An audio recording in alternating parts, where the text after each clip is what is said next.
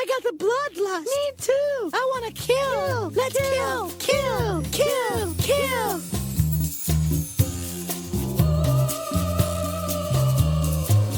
Hello, listeners, and welcome to The Bloodlust.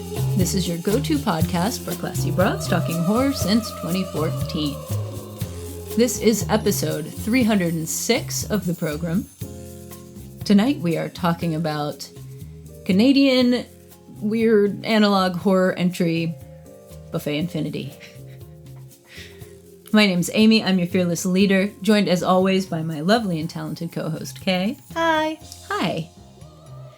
Kay's been working 10-hour days, 7 days a week. It's lovely. Mm-hmm. I recommend it. Yeah, they're not at all upset about it. Nope. Mm-mm. No. Yeah. So that's fun. Love a mandatory overtime. Mandatory overtime, yeah. Interesting to me that you're in a union, the very people who fought for the 40-hour work week, and yet... Listen, I could probably go to my union reps and get blacklisted from the company. Right.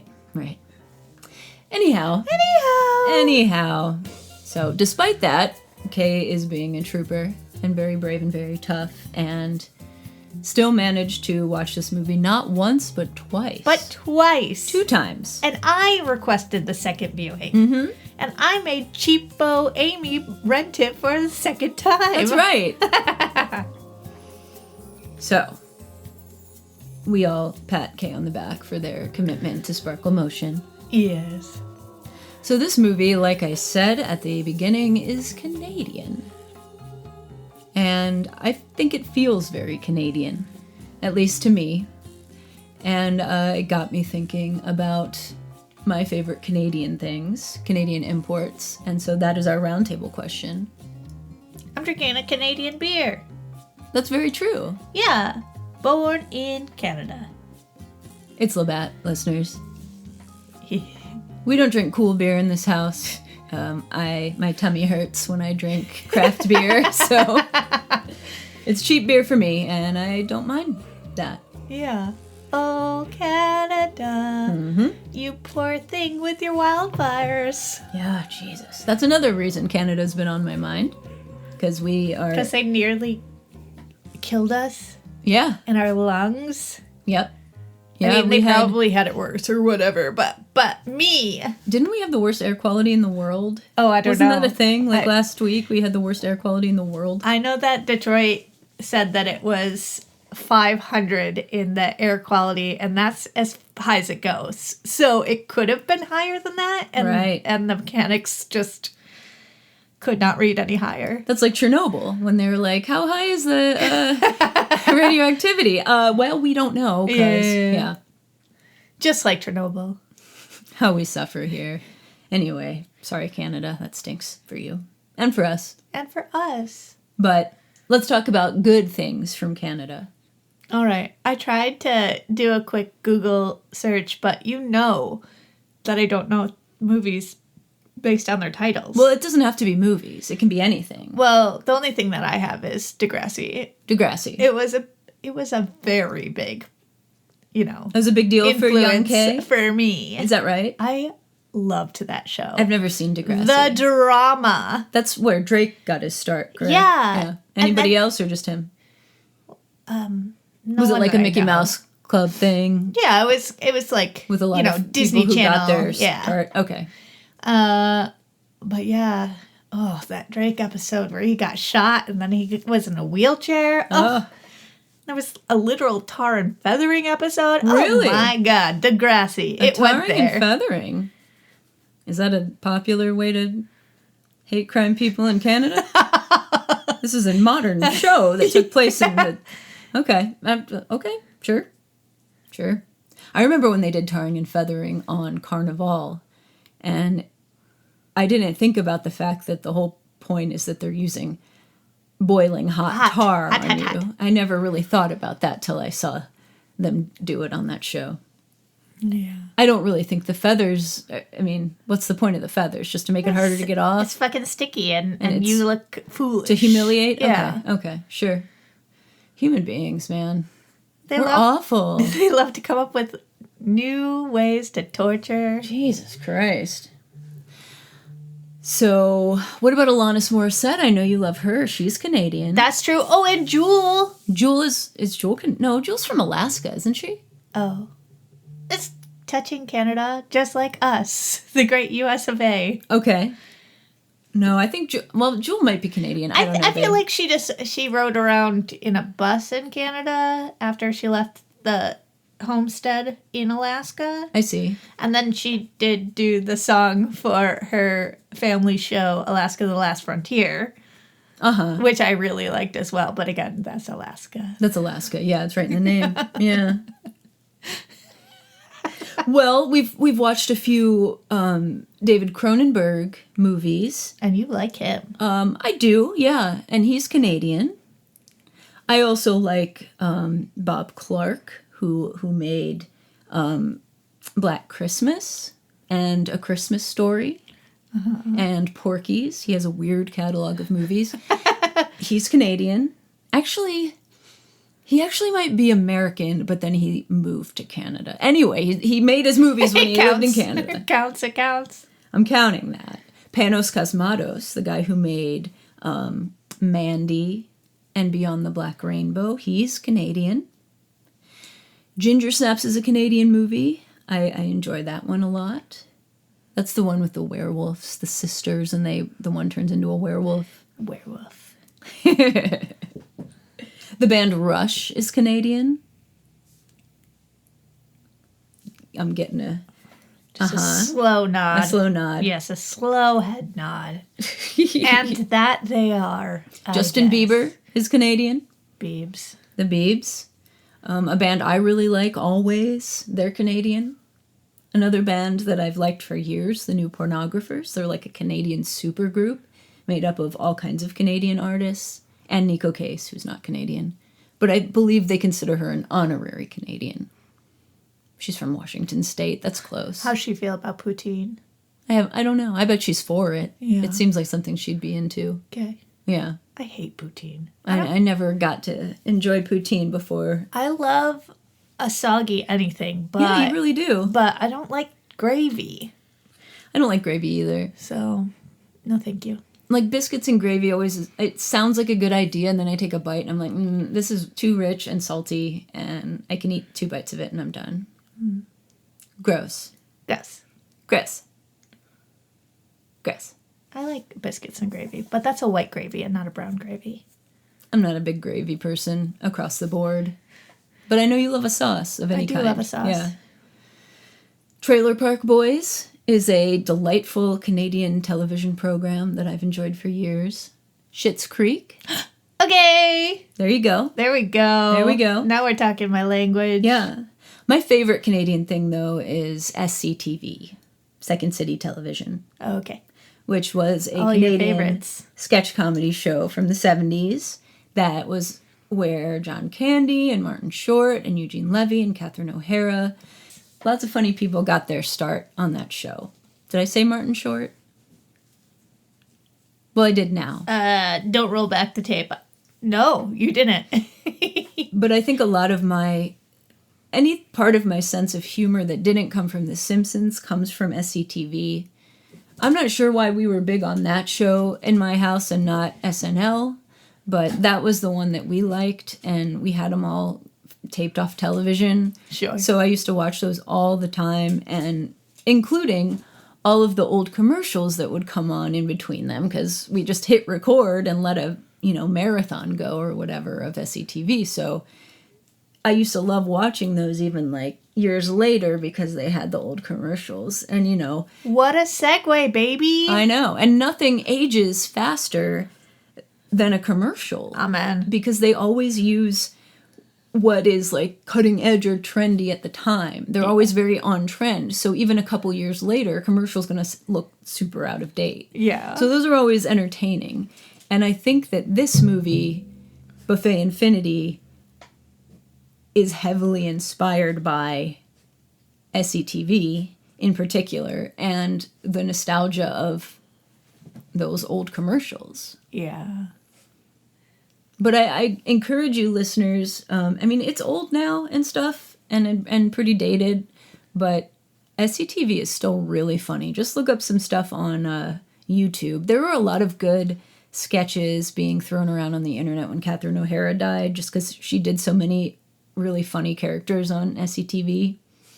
But I suggest, if you have a weird sense of humor, you would, which you do because you're listening to us. Yeah, probably you like the same kind of weird stuff that we do, so you'd probably like it. SCTV was weirder than SNL. I mean, it's hard to say. I feel like it had a more surreal kind of quality to it, because it was also like, it was meta in a different way than SNL. SNL is just, you've got... Are you all right, Barb? She wants to be mad, but she has to choke on something first. SNL is just like Chevy Chase, Bill Murray. These are these people, and they play all these different characters. On SCTV, it was a fake television station with a bunch of, like, John Candy wasn't playing himself. He was playing Johnny LaRue. And, they were all different characters. And so everything that they did in character. Yeah, I didn't really watch either of them, but I do believe you. Our family was not a comedy, well, except for Christian comedians. Oof, a Mark Lowry, a Shonda Pierce. Oh my. My parents saw both of those people in concert. Is that right? But... It's yeah, like we clean didn't. Comedy. Yeah. Was it specifically Christian? Yeah. Oh, yeah. Really? There was, like, prayers in the middle of it and everything. Really? Oh, yeah. Nothing's and they both, funnier than prayers. they both had, like, funny songs and stuff as well. And then they had, like, serious songs. Oh, my goodness. Very interesting. So that was the comedy that I was exposed to as a child. Oh, No my Simpsons. No, No my SNL. goodness. I feel like the only thing that I remember my dad complaining about was Married with Children. He didn't say I couldn't watch it. He just thought that they were disgusting. I think they were too trashy for him. I don't know that show at all. Oh, no. Well, are you not familiar with, like, the cast or anything, or how... It was like they took Roseanne and made it trashier. Like, Roseanne was just, like, working class people. Sure. Well, this was, like, a caricature of Roseanne, kind of.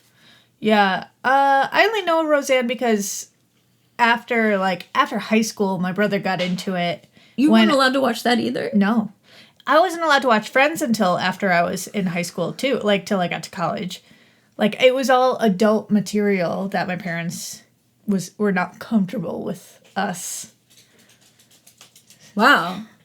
I lived a sheltered life. Not even Roseanne? It was a very decent family values-oriented show. No. Crazy. Wow. Should we call my mom? I mean... Let's get Dee Dee's opinion on all of this. I support the fact that you watched a lot of Little House on the Prairie. Yeah, I did. I like Love that. Lucy. Andy Griffith. Yeah. There was a lot of those at my house as well. We just also watched Filthy Things. No. Well, SCTV remains my favorite Canadian thing. And I think second would probably be the New Pornographers, because I've liked them for many moons now. Many, many years, and I've seen them, I think, the most times of anyone, of any band. I think the only reason that I got to watch Degrassi is because it came on at like 11 and my mom was already in bed. So it was a sneaky, very low volume. You were not even allowed to watch it. My mom never saw it, but absolutely not. I mean, they were high school kids, always thinking about sex. Sure. Woo. Woo. It's so funny how parents just try to pretend that their kids are not normal human beings. If we don't talk about it, it doesn't exist. Yeah, you should definitely make those things seem really taboo. That's not going to mess your kid up at all. No, just send them to church. Oh, another Canadian import. Oh, yes. You can't do that on television, which was a Nickelodeon show when I was a kid. Early 80s. Okay. And it was from Canada, and it was like kids sketch comedy, and it was very gross. Ew. Do you remember how Nickelodeon used to slime people? Yeah. That came from that show. Ah. You can't do that on television. There was lots of like potty humor and booger jokes and barf and stuff. I don't think I would like that. Also, Alanis Morissette was on that show. I like her. Oh, and Celine Dion. Oh yeah, there's another one. Ugh. I do love Canada. Yeah. I take everything I've ever said back. I really like Canada. I've always enjoyed Canadian things. Our home and native land. There's also a very good movie that was made. Maybe I shouldn't say very good. A movie I loved from my childhood, which was a spin-off of an SCTV skit. It's Strange Brew. Nope. It has Rick Moranis, who was also on SCTV, and Dave Thomas, and they're these really, really Canadian guys. So, Strange Brew was like a satire of Canadian people, of like rural Canadian dudes. And so they're just very, very Canadian. They wear beanies all the time with big puffballs, and they drink tons of beer. And they made a movie, and it's much better than most of the like sketches turned movies. And it's interesting because the plot of it is Hamlet. It is the same plot as Hamlet, Sure. where they make friends with this guy, or this girl, and it's a girl, whose dad was killed by her stepdad, or by her uncle, who then got with her mom, which is what happens in Hamlet. Yeah, we love a gender bendy movie. Great.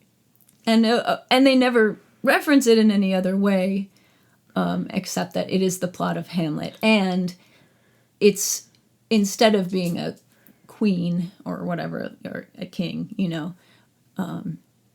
they own a brewery. And it's Elsinore Brewery, which is the name of the castle in Hamlet. You don't like Shakespeare. Stop pretending you like Shakespeare. I don't like Shakespeare. I just always thought it was funny that Strange Brew has the same plot as Hamlet. Yeah. Hey, babe. Yeah. How do you spell Canada? How? C-A-N-A-D-A. Never heard that one, babe. It's funny. I can't tell if you've really never heard it. No, I've never heard that one. Oh, sorry about that. So sorry. I didn't grow up close to Canada like you did. Yeah, that's true. It was only 10 minutes away, so... We're close to Canada now. That's true. So you moved from one place that's close to another place that's close. I can't get away from Canada. You just can't stay away. I'll never stay away. Listeners, I would love to hear what your favorite Canadian thing is. Remember Clearly Canadian? That seltzer water? That was good. It's probably not really really talking Canadian. about Crystal Light? No. Anyway, we'd love to hear what you think. Any input on any Canadian people we've discussed or Canadian people we missed? Ryan Reynolds is Canadian. I know Or that. some more Canada jokes. Let's do it. I really like Sarah Polley. She actually might have been on Degrassi. She's Canadian, at any rate. From, like, American Horror Story? Is that That's Sarah what that is? Paulson. Oh. Sarah Polley. I'm trying to keep up. Did you see the Anne of Green Gables, show that they did later after the one? Actually, that's another thing. Anne of Green Gables. That's from Canada. I don't know. It's about Prince Edward Island. And Sarah Polley starred as Anne Shirley in something, and then she went on to make some movies that I've really enjoyed, and also be in some movies by Canadian directors that I've really enjoyed. But there's one in particular called Stories We Tell, a documentary that she made that I thought was really good. And PEI. Oof, those muscles. Wow, wow, wow. I don't know about the muscles, but it seems like a pretty place. I'll stop talking about Canadian things now, and we'll focus in on one particular Canadian thing. Just the one. Buffet Infinity. Oh, Buffet Infinity. Insert transition music now. Buffet. And you're not going to tell them that they use our transition music in that movie? I was gonna. Oh. I wasn't gonna tell them just yet, but you just did, so... Cut that. Cut it out. Just cut it. No, listeners, that let's start sound again. that you heard, they use in this very movie, which is kind of wild. It's just what do you call it? Like a loop from GarageBand that I use as our transition sound, and they use it in like a bunch of songs that they do in this movie, which is very fun. I was like, hey, I know that sound. All right, Buffet Infinity is not rated. It has a runtime of 1 hour and 33 minutes.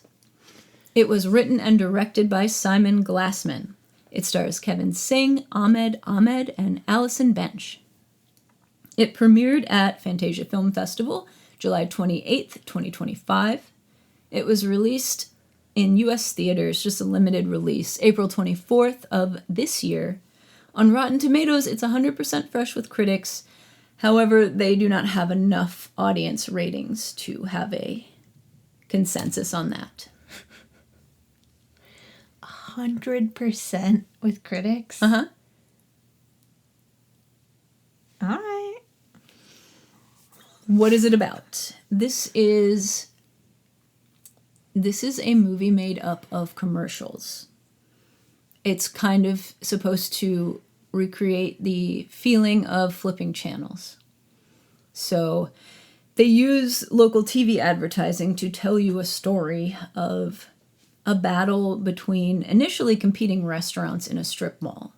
But it evolves into kind of a showdown between this all-powerful entity and a new agey cult.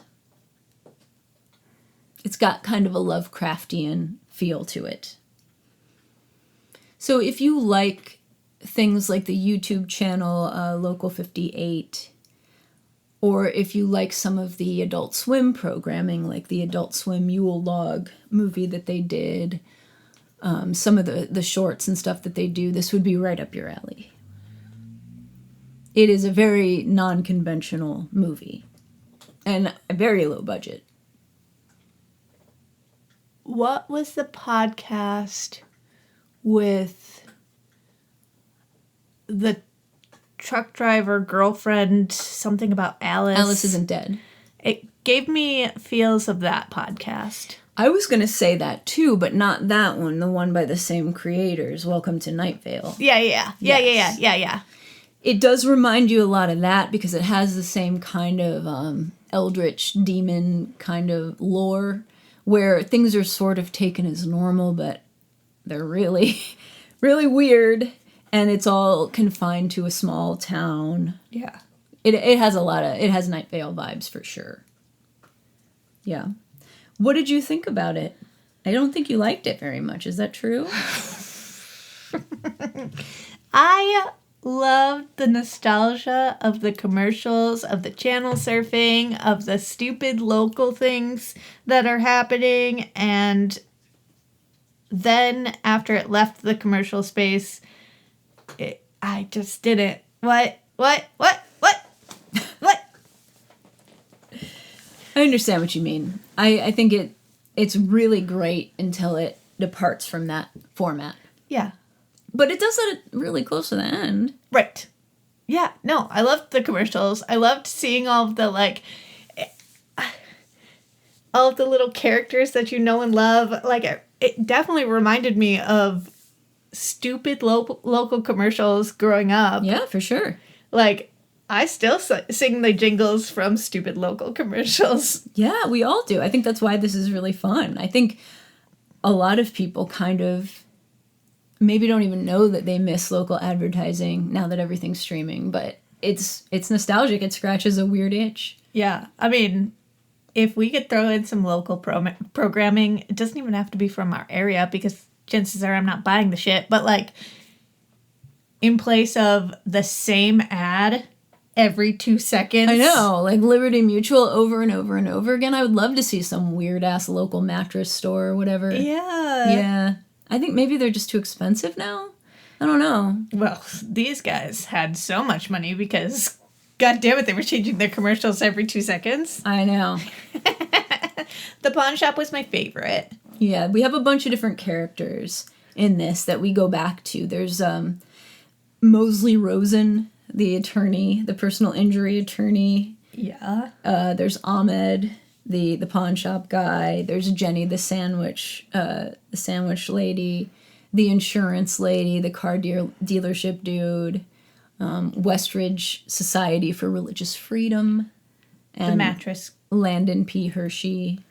Oh, the mattress lady, yeah. The depression guy. Oh, yeah, that poor guy.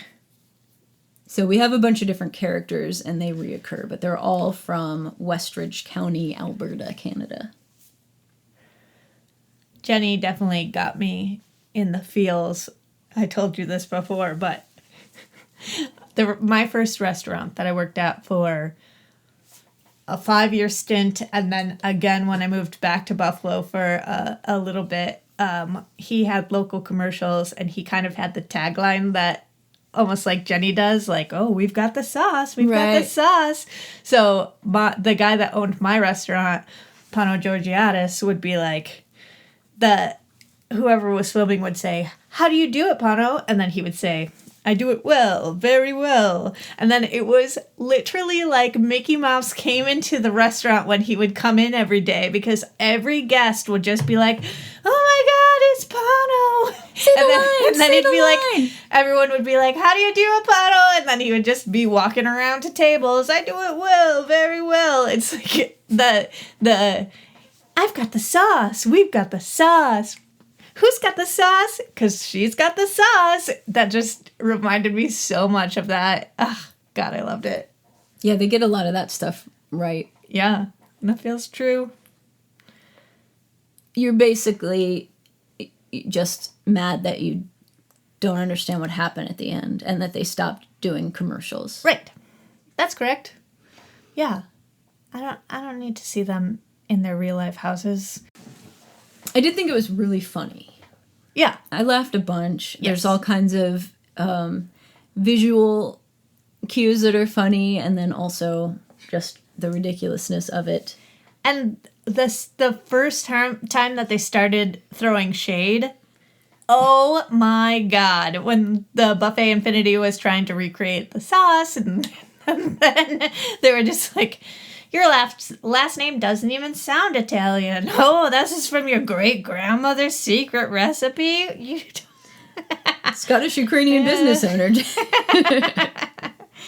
Yeah, the humor works really well. This is another horror movie made by a comedian. This guy's a comedian, too. I just think they make the best horror movies. Okay, but this one didn't work for me. But, yes, it was very funny. It did stretch my patience by the end, for sure. I wish that it had stuck with its format the whole way through. What do you rate it? What would I rate it? I'm not sure. My initial rating was a 3, but I might say 3.5. Oh, I'm 2. You're 2? 2. Woof! Yeah. Would you recommend people watch it? I mean, I think it's funny. It's not really one that I would recommend watching with like a big group of people. Like I don't think you're going to keep everyone's attention in a situation where there's like, you know, side conversations and stuff, because they switch from commercials so fast. You kind of like Miss stuff. Yeah, you'll have to like let it wash over you to understand the storyline behind it, because even some of the phrases on the TV you can't read before they switch the commercial. Yeah. So if you're leaning over, talking to someone, going to grab a drink from the fridge, like, I don't think it's a party movie. Yeah.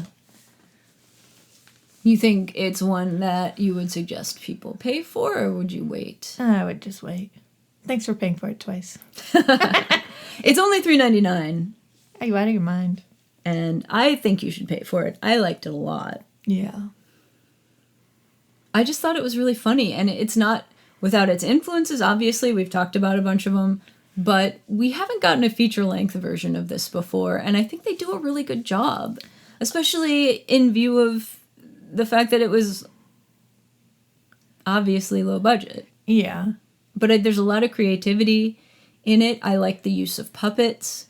I liked the music. I liked the music a lot. Yeah, the music was good. There's a couple songs at the end that are just bangers. The one that goes over the credits is really good, and the one that They basically do a curtain call at the end. Yeah. Where all of the people that you have seen throughout the commercials are singing a song together. I mean, it starts with Jenny, and it's like so moody, and she's like slamming her fist against a brick wall, and then all of a sudden everyone comes in and they're singing, dancing.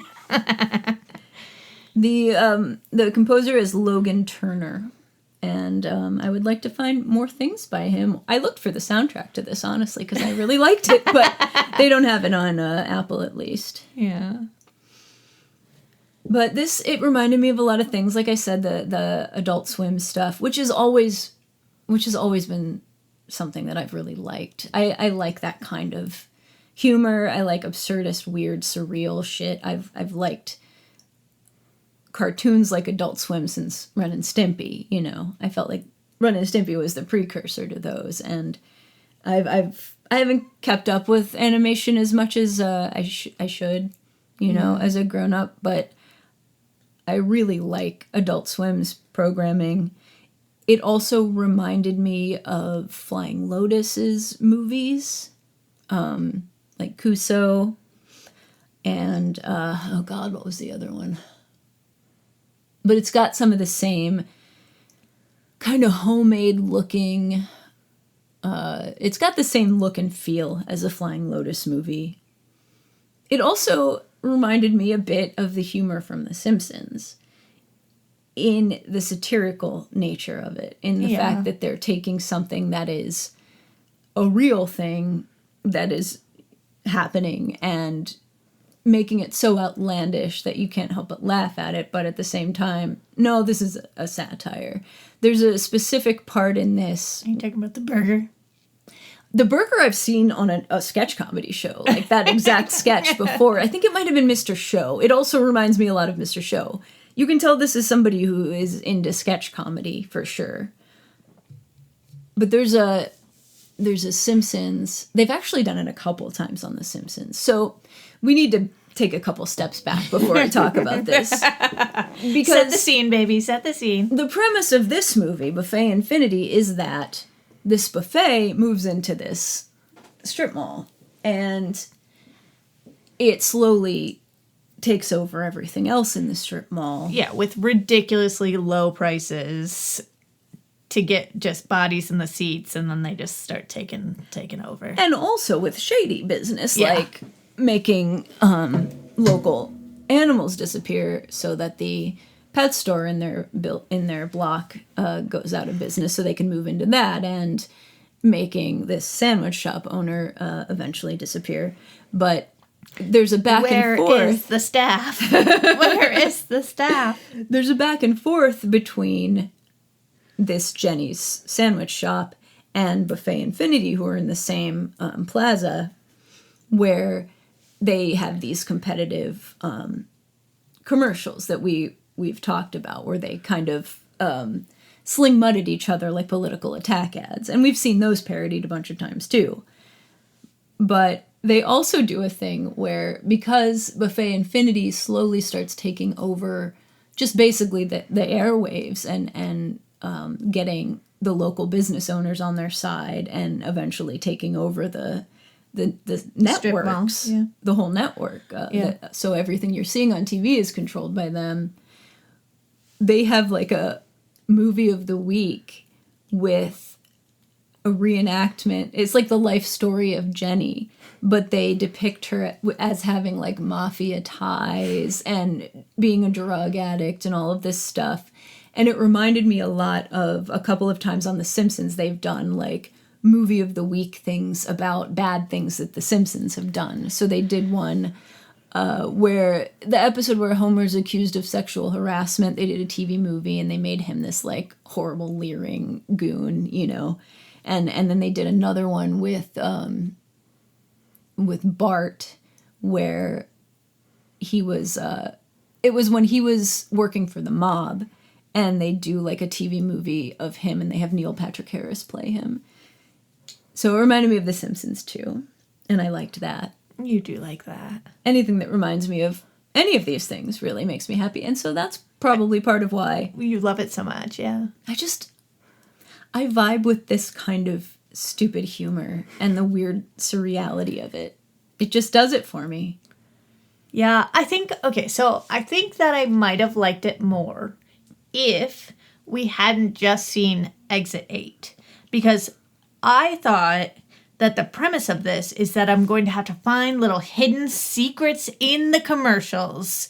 Like, I had my detective cap on. I was reading all of the legalese at the bottom. I was trying to look for dates.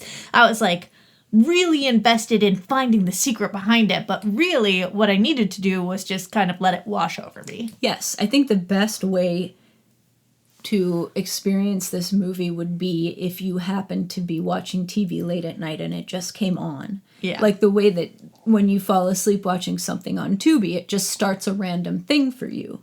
If it would just randomly start this, that would be amazing. Yeah. But I can see why you felt like that. The second time I kind of just like went with the flow. I still give it a 2. Okay. Well, that's fair. That's fair. I really thought that the background story was kind of funny. Just the fact that it starts with a sinkhole and then the restaurant appears and its first ad is like super lo-fi. Yeah.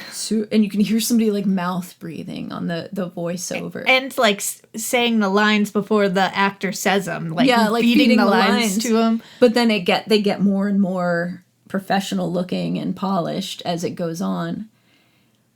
I think that's funny. And I really like the story about the L. Ron Hubbard stand-in. Yeah. The Langdon B. Hershey. That stuff was very funny.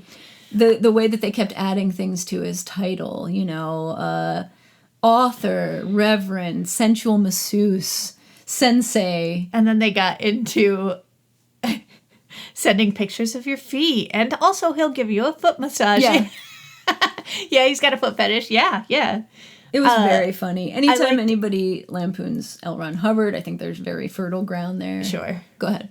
I also really liked how every commercial, because they're all in that same plaza, every commercial has to be like, we're parking in the front now, nothing to see back there. Right. No sinkholes around. Park in the Park front. in the front. Excellent. Parking in the front. Right. No need to go in the back.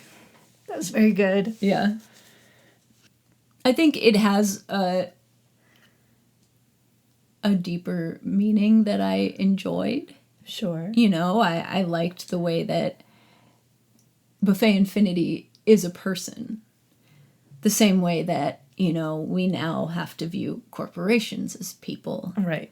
I liked that. I thought that was smart. I liked the way that, this depicts something very common, which is a giant conglomerate, a Walmart, a Menards coming in and driving a bunch of businesses out. We've all seen it happen over the years, and it sucks.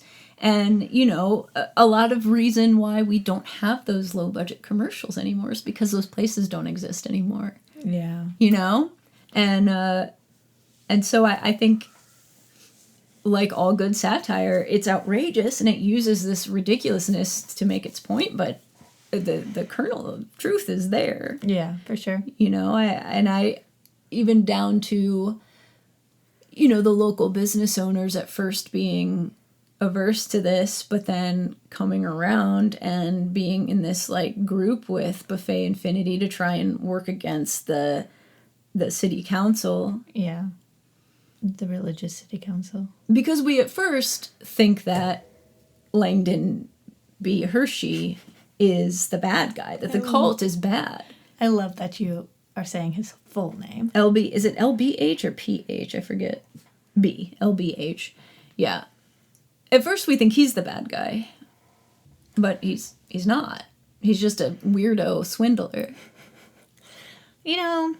Every town needs a little snake oil. So yeah, I enjoyed this. I recommend that you rent it. You do have to kind of have this specific enjoyment of or taste for Adult Swim kind of content. I think you also have to be over the age of 30 to care about watching a bunch of commercials being flipped through. I don't know. Maybe kids would think this was interesting for, like... I guess scrolling, you only get shit and, like, couple little second bursts. Okay, Right. maybe they would like it for a different reason. Or, not I would be be annoyed curious by it. about that. It was funny to me, too, that, like... I should have looked up what the budget was for this, because it had to have been super low. But ostensibly this is set in the 80s, or I guess early 90s. Same time as, like, Backrooms, but they don't make any effort to make the people's homes at the end when they kind of break that with that format and follow these people into their homes. They don't make any effort to make those things period appropriate. We had, like, super modern kitchens and stuff, so... Super classic in 89. Yeah. Yeah. They should have been god-awful ugly. Yeah. If you're making a period thing. Absolutely. You gotta have a really ugly kitchen. But I understand you wanted to film in a real house and not make a set, but it was pretty funny.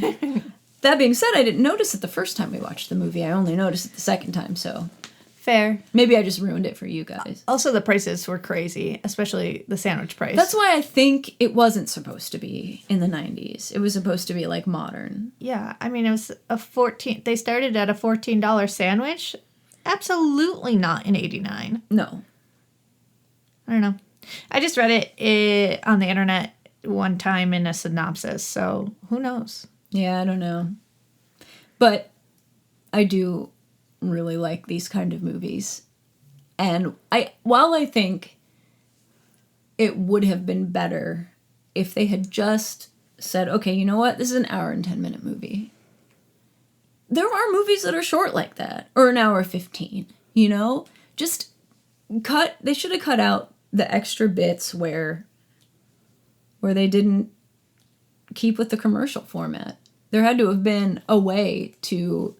I mean, yes, it is weird to think that these people are hurriedly shooting and submitting these these ads to the network so that they can go back and forth in, like, a conversation of Don't think about it that closely. I know. So if you're willing to just go with that, then just have the ending of this completely take place at Ahmed's at the pawn shop. Or have the news crew be there. Yeah. Because there's a bunch of local news footage as well. Right. And there is some stuff in here that I felt like they just kind of stole from other things. Like, there's some imagery of people kind of just hovering in the air, kind of at spaced apart from each other, like several people in the sky. If that sounds familiar to you, it's because you've seen it in, like, creepypastas a bunch of times. And obviously Slender Man as well. Mm-hmm. Both of those are in here. Also the burger joke, that's been done. But overall, I liked it very much. The insurance one definitely reminded me of Mayhem. Yeah. Just like, this is going wrong. Here's my big old smile, but thank God I have this insurance to protect me. Yeah. But still, all that being said, I really enjoyed it. I think I am going to stay with 3. But I would say, yeah, if you like Adult Swim, if you like sketch comedy like Mr. Show and SCTV, and the state, like, weirder, more surreal of the sketch comedy shows, you would probably like this. If you liked Wonder Chosen, you would probably like this. I like the use of the puppet at the end. Did I already say that? Yeah. Well, you do love a puppet. I always love a puppet. If you liked something like Dash Cam or Host, you know, those kind of movies with non-traditional formats like this, or like Searching, then you might like this too. something where there's like always something going on screen. Now it's a different experience in those movies, but still a non-traditional movie watching experience. Yeah, no, I'm proud of them for, trying something definitely new and out of the box. Like, yeah, just a bunch of commercials. And they almost nailed it. Yeah. They almost nailed it. I think if he would have just been a little braver and just did the whole thing like commercials, it would have been perfect, and I would have loved it. But still, I really liked it. Spoilers. Spoilies. So we got the L. Ron Hubbard type guy, LBH, who talks about this like in-between zone between life and death, or between two dimensions or whatever, and there's all these different ads about he's like a scam artist and he wants to sell you his books for $200 and his music and give you a foot massage and a bunch of different things. But he also evidently experimented on his daughter Abigail when she was a child and sent her to this in-between dimension where she has, I don't know, somehow turned into Buffet Infinity. And is... Or the whole, or both, or she came out of I think she's the Buffet whole... Infinity, and she is taking over the town as a way to spite her dad, who dies midway through the movie in a funny head-exploding scene, but then comes back by taking over the body of somebody in the pawn shop. And that was also very funny because he's trying to like communicate and Ahmed just shoots him like 20 times and nothing happens, and then he tries a different tactic while still holding the gun. But then he goes back to trying to shoot it again. Yeah. There's a lot of pro-gun in this. That car dealership also. Yeah. They must have been making fun of Americans, because I don't think that Canadians are as crazy about their guns as we are. But when the car dealership guy goes from the small gun to like the Tommy gun, and it's just like, Jesus Christ. Yeah. So in the end, the buffet has basically taken over the whole town. Let's go, Abigail. Everybody is either gone or hiding out in their house and not going outside. And so we get to see some of these people from the ads, like the guy who they're always talking bad about his self-esteem for the like antidepressant commercial or whatever. Oh, I hated that one. Who is always tempted by eating junk food, and the buffet is personally infiltrating people's homes at this point and trying to lure them out. And so they try to lure him with a burger. A nice burger with a pickle on top. Yeah, but he ends up eating himself instead. Yeah, he stayed strong. Yeah. He stayed in that house. Oh my God, my favorite shot in the whole movie is when he took a bite out of his foot and we're panning over and you could see through that crescent shape of bite through his foot to the burger in the background. Ugh. Very clever. So cute. I mean, gross, but cute. But clever and funny. But yeah, him biting off his finger. Yeah. So in the end, they win. They do. And probably next, they will take over the world. Yeah, why stop? Why stop there? Yeah. In shopping center. Because, I mean, you can't stop Walmart. You can't stop Menards. You can't stop these places. Yeah. They're going to take over, and you're going to shop there. Even if you hated them. My parents have a little condo complex that they've lived in for the past, 20-something years. And it used to be all just wooded area. There was a golf course next to them. And little by little... Now they've got an Aldi's and a Kroger and McDonald's. Yeah, it was 10 years ago, Walmart moved in. And I was like, oh, God, no. Because wherever Walmart goes, they bring everything with them. And my parents were so upset when it was announced They hated it so much when it was being built. They bitched about it. Guess where they shop? Guess where they shop every day? Of course, at the end of the road. It's so convenient. You can't fight it. You can't fight Walmart. Yeah. And so all we can really do is laugh. Or cry. Well, let's laugh. Okay. So that's what I think about Buffet Infinity. Do you have any closing thoughts about this movie? What was your favorite part? I mean, the pawn shop. The pawn shop commercials were number one. I loved their stupid little songs. I loved the two characters' energy between the two of them. Just like co-workers who like each other. You could definitely tell that they like each other, but they're so uncomfortable. Like both of them. Oh God, I loved them so much. What else? I mean, that ridiculous burger. Yeah. I loved and loved. The eyeball penis. I didn't understand it, but I'm happy that I got to see it. Yeah, that was funny. I liked all of the Hershey's CDs too, because those definitely reminded me of like The Now, that's what I call music. those ones, and also like the like praise Jesus. Here are these. I don't remember what they were like. They were just like not hymns, but like Christian rock. Contemporary Christian rock. Yeah.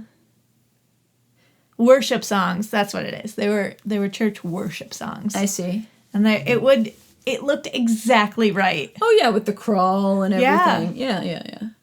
Yeah, those are fun. You don't get those anymore. No.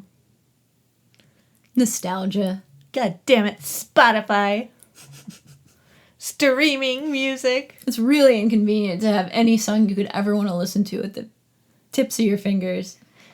Yeah. It's terrible. Bring back physical media. I'm okay with it. I could never afford as much music as I wanted to listen to. Yeah. It's more for people like me who Listen to the same things. Yeah. Set my musical preference by freshman year of college and never add to. Yeah. So what have you been reading? Oh, Lord. I've had some good ones. So many bangers. Let's hear it. I really, really liked Japanese Gothic. That's by Kylie Lee Baker. And I realized when I was putting it on my Goodreads that she also wrote... Oh, did she write something else you liked? Yeah. Oh, that's fun. Bat Eater and Other Names for Cora Zhang. Oh, yeah, I remember you telling me about that one. Yeah, I didn't know it was the same author until I was just adding that I had read it. But anyways, this one is kind of... It's one where you have, two different time periods. You've got someone in the 1800s in Japan, and then someone in the 2000s, and they are like somehow communicating with each other. So it's like part ghost story, part like Japanese like children's stories, part like family drama, part murder. It's so good. Sounds really different from her other one you read. That one was about COVID. Yeah. Yeah. And her being in a crime scene cleanup, and people kept calling her bat eaters because Right. she lived in Chinatown and COVID was happening. Right. But both very good. Yeah, check out that author. What's her name again? Kylie Lee Baker. Okay. Oh, and The Merge. I wanted to talk about that one too. I figured you were. Also in love with The Merge. That's by Grace Walker. And that's like, oh no, the world has used up all of its resources, and now the scientists have come up with a way that they can merge two into one. And if you're doing it, you're getting all of these benefits and tax breaks, and the people who are not are getting taxed like crazy to try to get, because it's still in a quote-unquote voluntary phase. So how do they merge? You take one person and put it inside the other person? Yeah, the mind of so there's a one that's a host. Yeah. And then one that is the volunteer. So their brain goes into the other one, and they kind of, like, for a while are, like, having head talk where the two minds are talking to each other.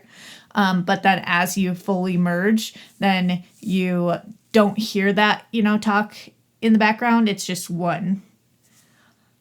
That's a ridiculous premise. All the experiences of both. That's the craziest thing I've ever heard. It's great. I might like sci-fi. I think you might. I might like it. It's better than fantasy. Yeah. Sorry, fantasy lovers. Oh my god, you hate romance. Go I on. do. What are you reading? Well, I finished Black Mad Wheel by Josh Malerman. I never have as many to talk about because I don't read as fast as you. Listen. Well, whatever. Read as fast as you listen. I finished that. I liked it okay. I didn't love it. It was not one of my favorite Josh Malermans. Probably closer to the bottom of my list of Josh Malermans that I've read. And now I have to give it back to the lady who let me borrow it and try and talk about it without saying that. So that'll be interesting. And then I started Confessions. I am about halfway through that one. Yeah. Which is the one that Kay wanted me to read and our friend Vikram let me borrow. And I'm enjoying it very much, but I had to pause so that I could start reading Yesteryear by Cairo Claire Burke. And I'm actually liking that a lot more than I thought I would. It's very similar to Kindred, but with a trad wife instead of, the main character that was in Kindred. And she is a trad wife with a rich husband and a flourishing social media career, and then she wakes up and it's the 1800s. Yeah. And I didn't think I would like it, but I really enjoy the author's writing style. And I like a lot of the observations that her main character makes. I think she's an interesting, flawed protagonist. So I'm liking it, and I hope I can finish it by Wednesday when we have book club. Oh my goodness, I'm just gonna take it to work tomorrow. You should. I can't trust you. No. I'm gonna try and finish it tonight. All right. I also went to see The Invite, which is not a horror movie. It is directed by Olivia Wilde. It's her third movie she's made. And I loved the first one she made, Booksmart. But I didn't like the second one she made, Don't Worry, Darling. But this one, I liked a whole lot. And wasn't expecting to like it as much as I did. The cast is really strong. I was happy to see Edward Norton. I don't feel like I've seen him in a movie in a really long time, and I've always really liked him. And Penelope Cruz is really good in it. And the writing is just really good. And it's one of those kind of movies that I think Kay would like, even though they didn't see it with me, because it's very like a chamber piece where they're just in one room. It's very stagey, Oh, I do like that. I know. And it's very funny and has a lot of interesting insights about relationships. So I suggest that you see that one. I was also surprised to find out that Rashida Jones co-wrote the screenplay, because I did not know that she was a screenwriter. But evidently she is. And did a good job. In addition to being a good actress and a hottie. And also, we don't judge people based on their appearances, but I have had a crush on her hottie for many years. She is in my dreams? My short list of celebs that I have crushes on. Oh, is that going to be your hall pass? I mean, I'd have to put real serious thought into it, but she's on the short list for who would be my hall pass, yes.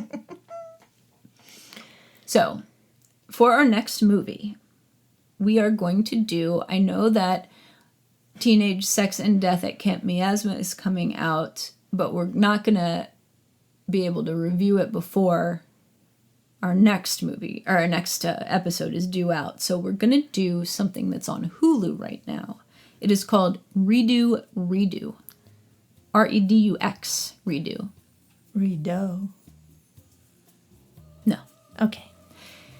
It's another kind of time loop kind of movie, evidently. I don't know too much about it. It's more sci-fi and kind of revenge thriller than it is like straight horror, but it seems like an interesting premise. It's the tagline is this woman kills her daughter's I think murderer or rapist or something over and over again. She just keeps killing the guy who hurt her daughter. In new and different ways? I'm assuming so, yes. How fun. I know. So that one, I've wanted to watch it for a while. It played at some festival, and I was reading about it then. And it's finally available for free to watch, so I'm excited about that. And then after that, we're going to do the movie with the ridiculously long name that I don't want to repeat? Yes. All right. That's correct. All right. Yeah, so join us back in 2 weeks for Redo, and then join us back in 4 weeks for Teenage Sex and Death at Camp Miasma, starring another one of my potential Hall Pass people, Gillian Anderson. We would love for you to review our podcast if you have not done so on your listening platform of choice. And if you have any suggestions for us or comments on this episode or any of our episodes, you can comment on our website, thebloodlust.net. You can send us an email at thebloodlustpodcast@gmail.com, or you can find us on Threads or Instagram or Facebook. We hope you've enjoyed this episode. We'd like to thank you for listening, as always, and Kay, thank you for joining me. Oh, thanks for having me. Even though you've been a working machine lately. Yeah. You're gonna make it through, I promise. Thanks. And now I just created more work for you. Have fun editing this. Yeah. Yeah. Yay. It's gonna be a long day for me. So, until next time, this has been episode 306. I have been Amy. I'm Kay. Thank you. Good night. Redo. Hail Satan. And hail Satan.